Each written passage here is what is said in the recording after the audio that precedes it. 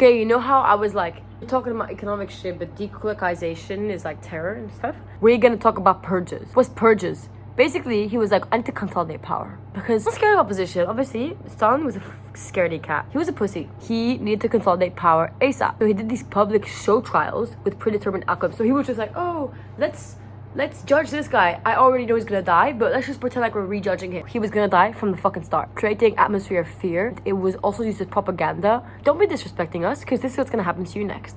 The purges of opponents of the Communist Party. He was really paranoid. Like, he was actually scared. There was like purges killing and purges of deportation. Law enforcement of the state was super centralized in 1933. Civilian, farm, and labor police existed. And then they changed OGPV.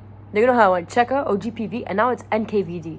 It's crazy. NKVD. So when did the main purges start? Let me tell you how to advocate. Right after Kirov's assassination. Who is Kirov? He was a political member murdered in Leningrad. Mysterious.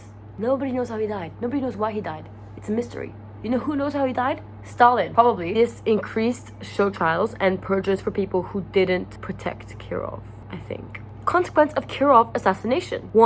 3,000 suspected conspirators faced trial and execution. Death. More than 1,000 sent away and deported. He really liked deporting people. But you know what this did? Positive consolidated power for Stalin. So Stalin would replace these people that were conspirators or supposed conspirators with people that actually supported him. So he was actually fine. They would like loyalists. This would ensure complete control. Terror in the party. So 2,000 members who attended the 1934 Congress Party were all executed within the next 3 years. In 3 years, he murdered 2,000 members of a party. This enabled Stalin to have a communist party filled with loyalists. And everyone was scared of like Stalin doing a show trial of them. So fear of atmosphere. Nobody dared to oppose Stalin. They were all supported the purges. They were like, let's go, kill more people. Don't kill me though, you know? This gave Stalin so much power, like so much power. Terrors were like happening all the time, but there's one called the Great Terror. It lasted until 1939, started in 1936. This is literally during the Spanish Civil War. And then we're like, why was Russia not helping the Spanish that well? Because Stalin was too concentrated on killing people in his own country. So he wanted mass violence.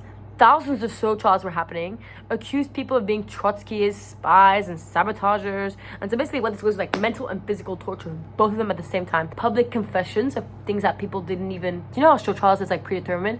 Obviously the confessions were fake as well. And this further allowed him to tighten his authority, because who is going to oppose Stalin? Do you want to go to a purge? No. Then there was the purge of the military. Because, you know, if you don't have support of the military, you're basically fucked. If you don't have the military, then you don't have anyone. Who is supposed to protect you? No one. So he was like, we cannot have the military to opposing me. So the armed forces became the target in 1937. There was a conspiracy of a military coup and thousands died. They were all removed. Goodbye. 3 out of 5 marshals removed. 2 out of 3 fucking comrades to remove. That's a lot. 2 out of 3.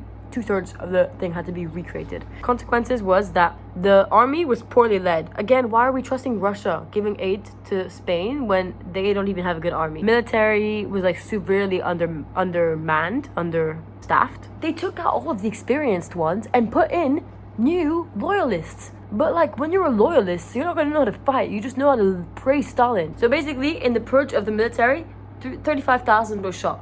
That's a lot of dead. That's a lot of dead. The terror in the party, terror in the military, and who's left? The people. If they could fail to meet the 5-year plans, you execution. You're done. Goodbye. So some of them were accused of sabotage. Obviously the gulag, not the kulak, the gulag was filled with prisoners. Okay, there were so many people like were just dying all the time. 1 out of 8 Soviet civilians were arrested. Can we just think about the sheer size of Russia? 1 out of 8. That's huge. Atmosphere of fear, that's what it created. And people would just turn on each other. Because you know how when Hitler rise to power, like, he would, like, encourage people to tell on others? This is literally what this atmosphere encouraged as well. He was like, we need to go be snitching on all these other people. After the Second World War, because you know the Second World War happened, I don't know what happened in Russia at the time. I can tell you is that after that, there was still more purges. 1947, there was a purge. 1949, the Leningrad affair. Purge of party members in Leningrad. That's the Leningrad affair, 1949. 1953, the doctor's plot is an anti-Semitic purge. Stalin was also anti-Semitic. He was just like getting rid of all the Jewish doctors. And then this ended, obviously, because Stalin died in 1953. He only had the time to do a few purges, but you know what? I think they were very successful in giving him a lot of power. So these are the effects: no opposition, creating fear, and skepticality. And also, he was just such a scaredy cat. He just needed to stop. Anyways, yeah, that's purges. Purges for real.